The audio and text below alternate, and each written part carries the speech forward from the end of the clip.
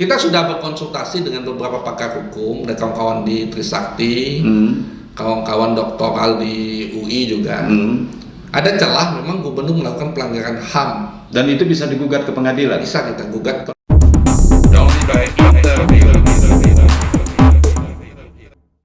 Halo semua, Assalamualaikum warahmatullahi wabarakatuh. Salam sejahtera buat Anda semua. Saudara, bicara batu bara di Jambi, napas ini terasa sesak. Otak kita menjadi dungu, kata Rocky Gerung itu. Dan benar kata anekdot masyarakat Jambi ini, bahwa batu bara itu barang Tuhan dibagi rata.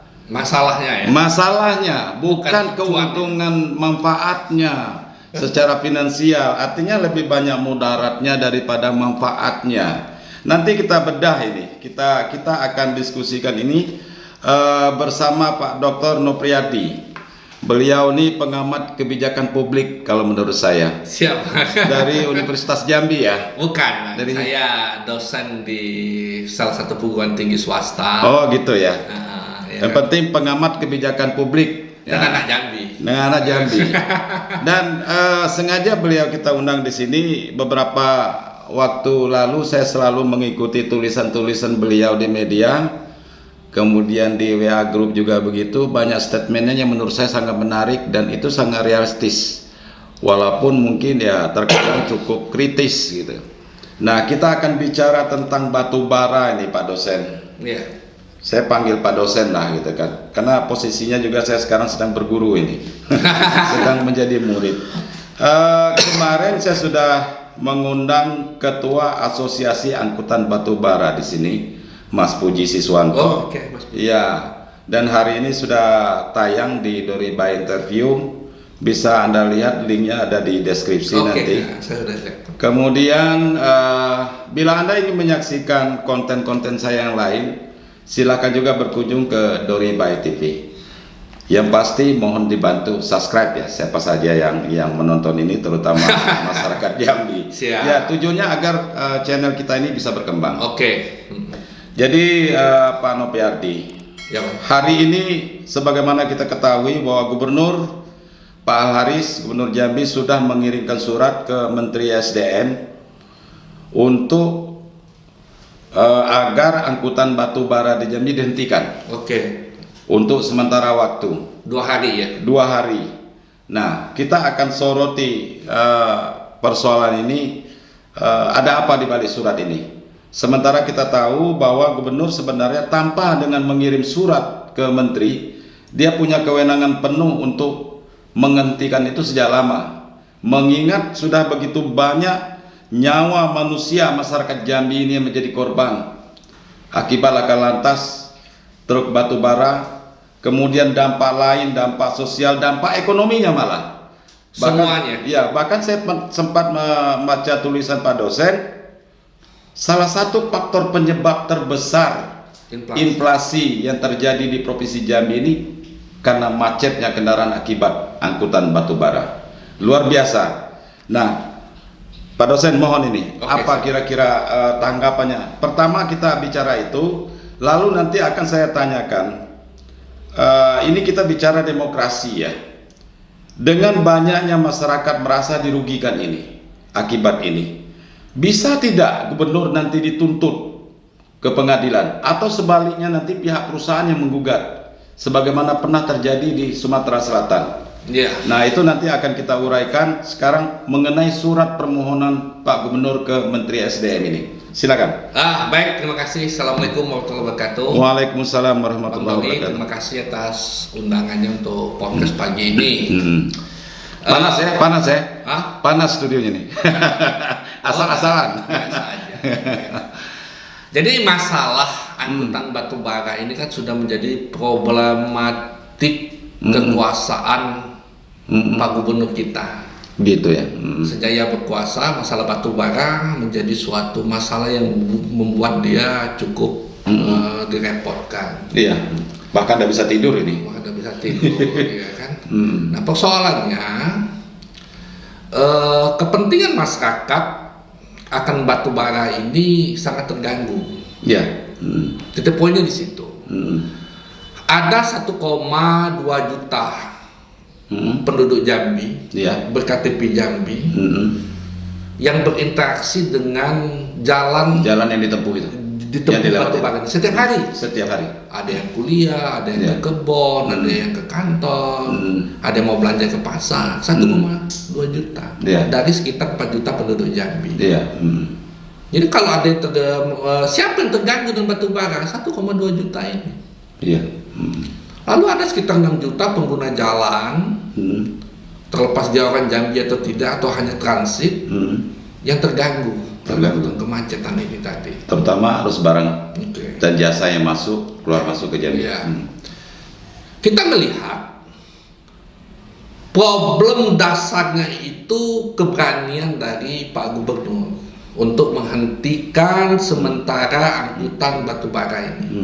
Yang seharusnya sejak lama. Apakah mungkin? Sangat mungkin, karena sudah dilakukan di Sumatera Selatan. 2018 Pak Herman Deru mencabut perda yang mengatur angkutan batubara bisa melalui jalur umum, dicabut.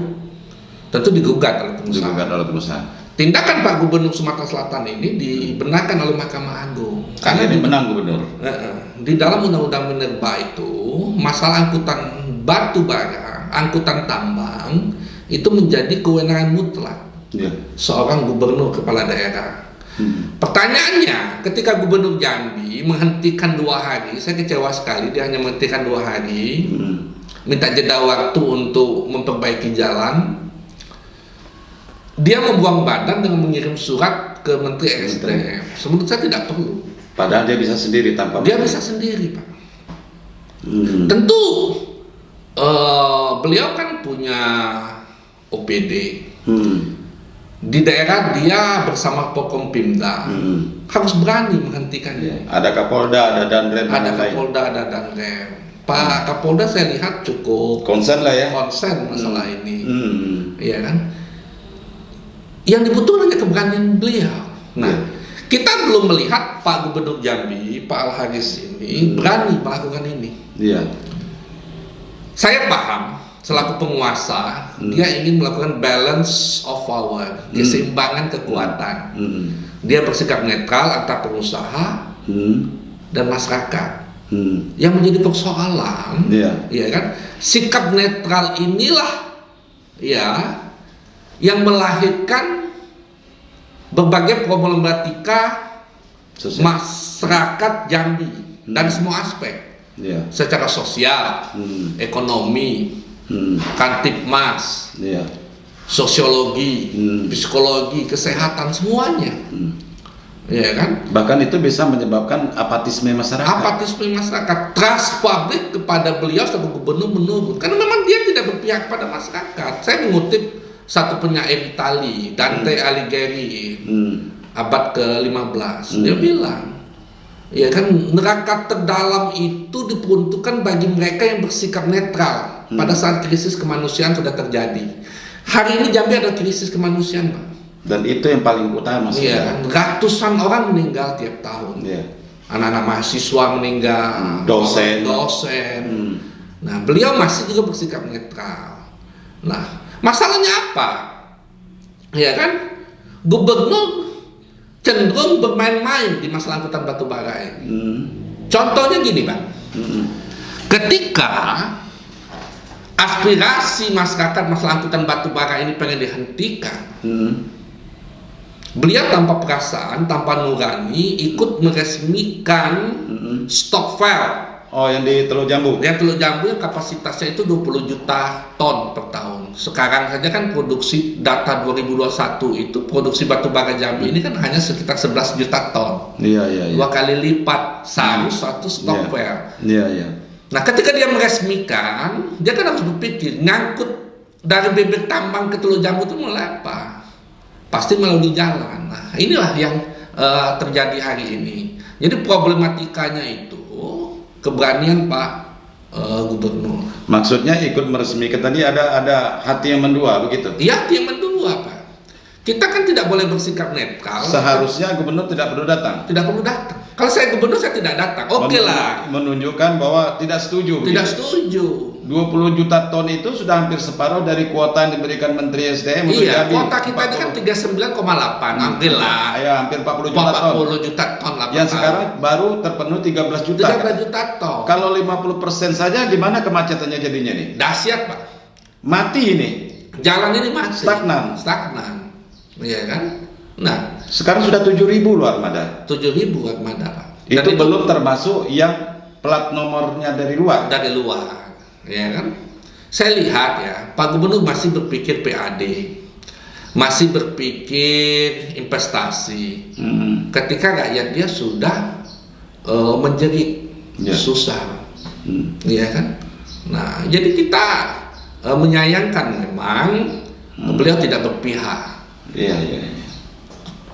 Kemacetan 2 hari 2 malam di Lingkar, di Fal 10. Dia 2 hari. Seharusnya desakan publik ini menjadi senjata bagi dia untuk menghentikan angkutan batubara itu. Iya. Sampai para pengusaha ini membangun jalur khusus. Iya. Kan tidak selamanya, Pak. Iya kan? Bahkan secara nasional kita bingung nih OPM, tentara, TNI, polisi meninggal. Tapi dari segi jumlah,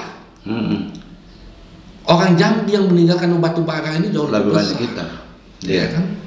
Sudah jadi mesin pembunuh. Ada jalur maut yang Pak Gubernur tutup mata. Mana itu? Nah, yang jalur-jalur itu ya. Yang jalur-jalur itu, ya kan? Dari Pau, Kota Tembesi.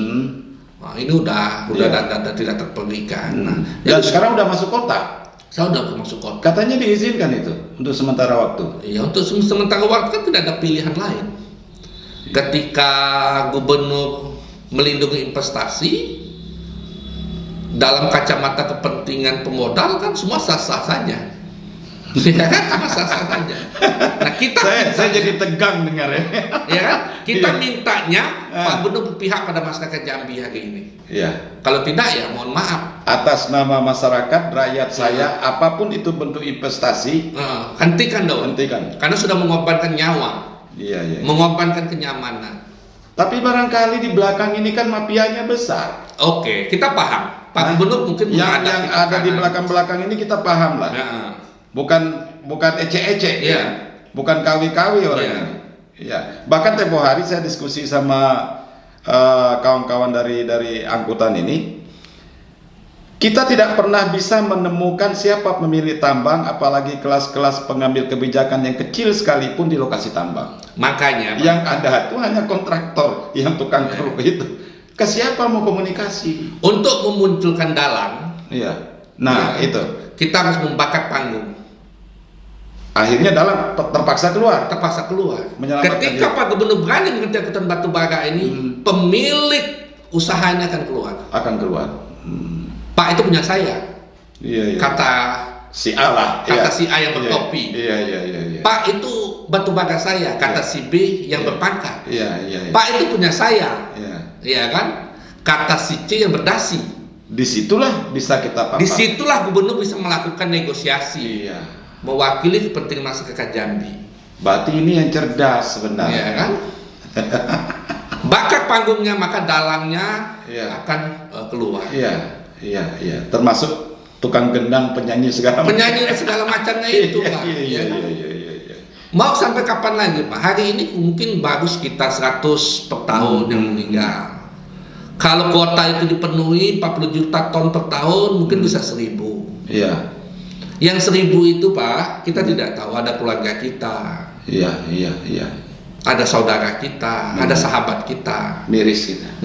Yang kebetulan hari ini kita hanya membaca Quran, kita tidak kenal. Iya. Ke depan siapapun bisa, Pak. Bisa saja keluarga kita sendiri. Adik kita yang lagi kuliah, ya kan? Saudara kita. Atau mohon maaf, keluarga gubernur sendiri bisa jadi seperti itu. Tapi mudah-mudahan jangan sampai terjadi. Dia kena. Kenapa saya getol? Karena saya pikir memang harus ada yang bersuara.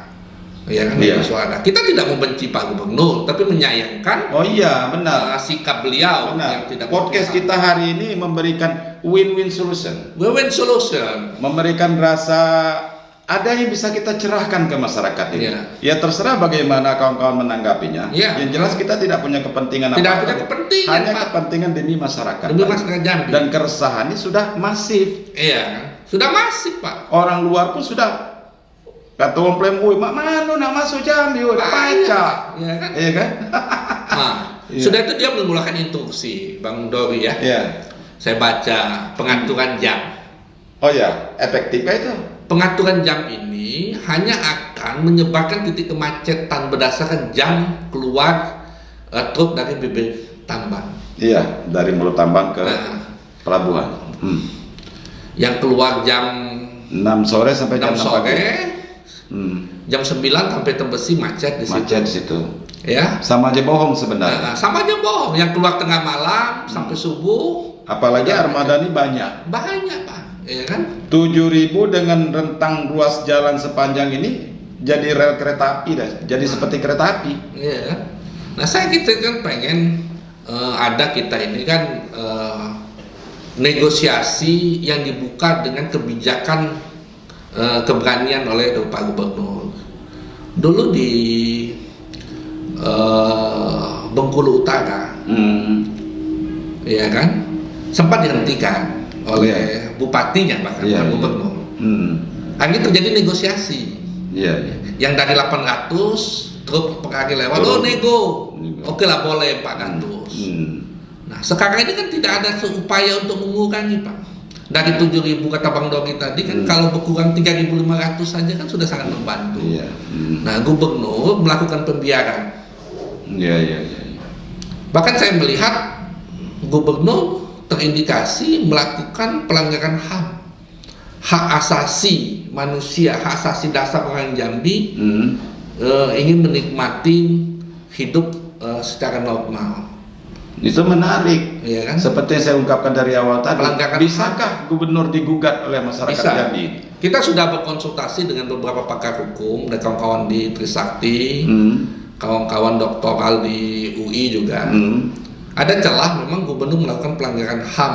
Dan itu bisa digugat ke pengadilan? Bisa kita gugat ke perdata atau pidana? Pengadilan, ya pengadilan khusus hak asasi manusia, ya kan? Dengan korban jiwa yang meninggal, dengan kerusakan dan sekian lama, ya kan? Iya. Jadi kalau kerusakan jalan Jambi itu membutuhkan sekitar 400 sampai 600 miliar per tahun, bahkan 1 triliun. Ini udah sama dengan perang, Pak. Kerusakan jalan kita ini tadi. Dan akhirnya ke situ aja tugas kita ini. Tidak pernah tuntas-tuntas bicara soal lain. Jalan setiap tahun. Kalau ini tidak diselesaikan hari ini, 120 tahun Jambi akan selalu berhadapan dengan masalah batu bara. Iya. Maka harus dihentikan sampai ada jalur khusus yang tidak mengganggu jalan umum. Dan ada satu hal yang kita lupa. Hari ini kita fokusnya ke masalah angkutan. Iya. Sementara di mulut-mulut tambang yang sudah ratusan ini ditambang sejak puluhan tahun lalu, bumi ini sudah menganga. Danau-danau iya, sudah banyak dan reklamasi tidak jalan. Kita belum soroti ke sana ini. Iya kan? Jadi masalah tambang batu bara ini Bang Dori, dari hulu perizinan, ya kan, sampai ke hilir angkutan, itu semuanya masalah. Dan itu tidak ada yang menjadi hal yang menguntungkan bagi Provinsi Jambi. Kalau kita lihat di bibit-bibit tambang, bukan cerita baru, banyak kerbau, sapi masyarakat yang jatuh. Bahkan manusia pun ada. Bahkan manusia yang jatuh, dan itu bukan cerita baru. Iya kan? Nah, Jambi mengalami degradasi lingkungan. Karena praktek pertambangan batu bara ini. Belum lagi illegal drilling segala macam. Ya kan? Nah, Jambi adalah suatu potret seolah-olah menjadi daerah yang tidak bertuan. Tidak ada kekuasaan masa depan pemerintah hari ini. Jadi masa depan Jambi ya kan akan suram. Wilayah-wilayah pedesaan kita, kekuatan-kekuatan lokal, sosiodemografi masyarakat kita tergerus oleh batu bara ini tadi. Dan mungkin dampaknya tidak hari ini, tapi kepada mungkin 10, atau 20 tahun ke depan Jambi memang kehilangan daya saing dari segi keberlanjutan lingkungan. Oke, kita kembali ke masalah kebijakan gubernur ini. Katakanlah kebijakan gubernur yang hari ini sudah mengirim surat tanggal 11 Oktober ya hari ini. Iya, 11 Oktober. Saya nomornya lupa, tapi suratnya sudah nyebar ini ke media sosial. Luas, sengaja menyebarkan itu. Sejauh mana efektivitas ini, surat ini? Tadi sebenarnya tidak perlu itu, gitu kan? Bisa gubernur sendiri. Jadi gini. Ada dampak lain nggak nanti gitu? Saya pikir 2 hari itu apakah menjawab? Waktu 2 hari itu saya pikir, saya duga itu buah kompromi. Oh gitu ya.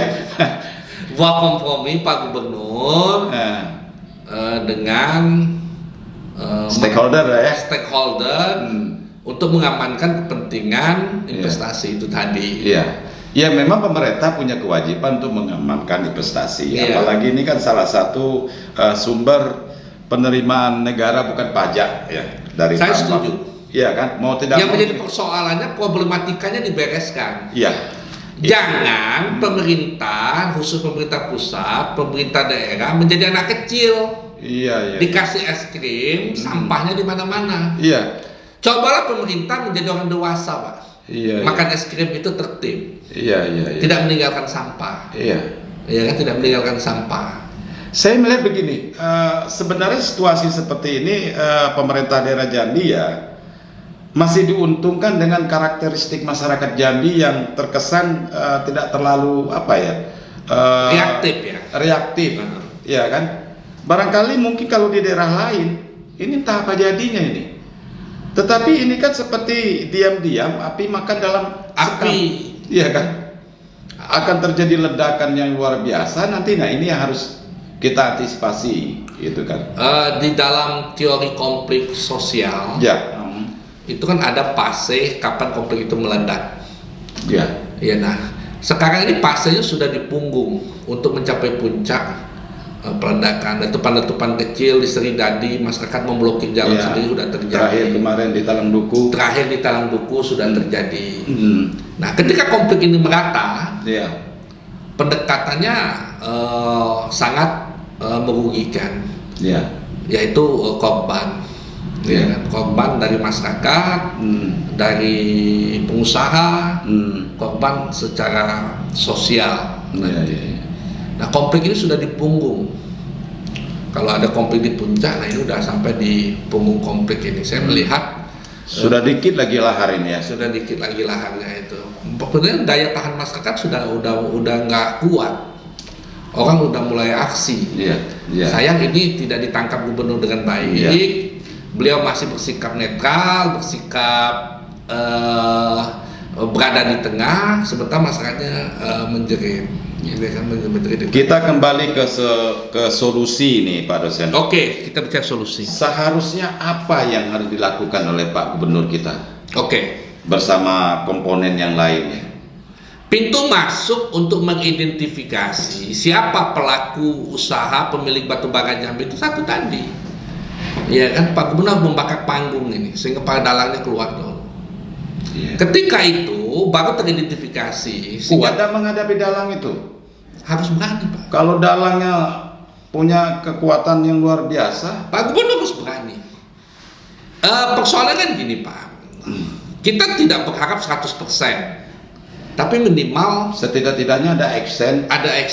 Dan itu menimbulkan rasa simpati dan percaya masyarakat. Percaya diri. Kalau karena kekuatan yang paling besar ini ada pada masyarakat. Terus terang saja kan publik sudah kehilangan kepercayaan. Masalah kemampuan gubernur, masalah batubara ini. Orang memang tadinya ini tidak hanya di zaman Gubernur Pak Haris. Gubernur-gubernur sebelumnya ini memang sudah ada. Tetapi sekarang ini persoalannya makin menjadi makin bertambah, ya kan? Dan saya tidak habis pikir ini Pak Nopri, setiap angkutan itu kan, ini yang kita persoalkan kan angkutan, kan ada izin, kenapa diberikan izin sampai 7.000 armada hari ini? Itu tadi di saat masyarakat besar, gubernur melalui OPD-nya masih bicara pemasukan. Ya kalau tidak diberikan izin kan mau mengangkut pakai apa mereka? Mau dipanggul? Maka saya bilang tadi, banyak instrumen yang bisa digunakan gubernur. Gubernur bisa kok membatasi jumlah angkutan batu bara. Iya. Kan wewenang dia. Benar. Iya kan? Soal target harus sekian. Oh, itu tidak mau tahu. Masa bodoh. Iya. Mau tahu. Jalan Pak, juga harus selamat. Kami mendukung target pusat terhadap produksi batu bara di Jambi. Tapi kondisinya tidak memungkinkan. Ya, pemerintah pusat dong bangun. Iya. Kalau mau itu tadi, ya kan? Iya. Sebenarnya ini bisa menjadi negosiasi ke pemerintah pusat. Oke, silakan. Silakan. Tapi bangun. Tapi dibangun, Pak. Ya kan? Iya. Kalau kayak gini kan kita terkesan bekerja sendiri, menderita sendiri, kita saling menyalahkan. Nah, sementara beliau hanya kebijakan berbasis pencitraan. Iya. Bikin surat, menghentikan 2 hari, di-share kemana-mana. Efektif nggak 2 hari itu? Sangat tidak efektif. Oke lah, jalan mungkin di bulldozer, di aspal, dikasih kerikil, sehingga kerusakan bisa dilalui. Tapi kan kemacetan tidak berkurang. Problematikanya, bagaimana kemacetan ini berkurang? Kemacetan berkurang kalau jumlah angkutan itu berkurang. Berarti kita sepakat ini, angkutan ini armadanya dikurangin? Dikurangi. Dari 7.000 misalnya jadi 3.500. Regulasinya itu jangan izinnya keluarkan. Iya. Ini ngeluarkan izin siapa? Ya, pemerintah lah melalui Dinas Perhubungan. Halo Pak Ismet Wijaya. Ya. Kadis Perhubungan. OPD kan selalu berbicara pendapatan daerah. Ya, Pak Ismet kita undang ini ke sini nih. Pakai plat PH. Iya. Loh, kok di tengah krisis kita bicara pendapatan? Ini masalah nyawa loh, Pak. Iya. Hari ini baru 100 per tahun, nanti 1.000. Iya kan? Ya, saya kalau udah bicara masalah nyawa tadi miris ya. Miris, Pak. Saya ikut meneteskan air mata ketika seorang teman kita dosen Unja itu, meneteskan air mata. Nah, kita harus melakukan pressure yang terus menerus sehingga gubernur berani melakukan penekanan yang kuat, tindakan yang efektif berpihak ke masyarakat. Ya, walaupun mungkin ada benturan nantinya. Pasti. Kalau saya gubernur, saya hanya izinkan 2.000 truk. Apapun caranya, saya cuma 2.000 truk supaya ada ruang masyarakat dan kendaraan lain ikut menikmati jalan raya itu sesuai dengan kepentingan mereka masing-masing. Ini jangan, Pak. 40.000 diizinkan. Iya. Oh, dapat biaya balik nama gede nih, 40.000 truk. Iya. Yang susah masyarakat, Pak, ya kan? Iya. Yang susah masyarakat, ya kan? Nah, alangkah berdosanya Pak Gubernur, ya kan? Yang diberi amanah, kita berharap dia melakukan banyak kemajuan bagi Provinsi Jambi, justru melakukan pembiaran. Iya kan, terhadap hak kita selaku orang Jambi. Tidak ada lagi harapan kita selain beliau. Ya, siapa lagi mau mengatakan? Siapa lagi kita ingin? Rakyat sudah memilih dia. Ya, rakyat sudah memilih dia. Nasib kita tergantung dengan dia. Ya? Nasib kita tergantung dengan dia, Pak. Ya kan, bukan karena kita itu tidak suka, bukan karena kita tapi justru karena kita. Hari ini dia gubernur, harus kita dukung. Ada kebijakan yang keliru, kita kritik. Iya, kita berharap pada beliau, dan itu yang saya lakukan dengan teman-teman. Oke. Baik Pak Nopi, bagasan kita. Mudah-mudahan ini ada manfaatnya. Bagi siapapun yang menonton video ini. Selagi-lagi kita tegaskan bahwa tujuan kita semata-mata hanya ingin memberikan sumbangsi pemikiran. Iya, sumbangsi pemikiran. Ada solusi. Barangkali mungkin bisa diadopsi atau dicerahkan lah. Ada dicerahkan. Ya. Setidak-tidaknya bisa menenangkan hati masyarakat dulu untuk sementara ini. Ada yang bersuara. Ketimbang diam, hanya bicara di warung kopi, tapi tidak berani bicara di publik. Kita undang siapapun teman yang punya ide, punya gagasan, mari kita sama-sama bicara di sini. Oke, Pak dosen, terima kasih ya. Sama-sama, Bang. Sudah menyempatkan waktu ke studio kita yang amat sederhana ini. Mudah-mudahan kemudian hari bisa masih ada kesempatan untuk bicara, ada kapok untuk datang ke sini. Oke, terima kasih Bang Dori, ya kan. Baik, saudara sekalian, demikian perbincangan kami. Mudah-mudahan ada manfaatnya. Assalamualaikum warahmatullahi wabarakatuh. See you in the next video.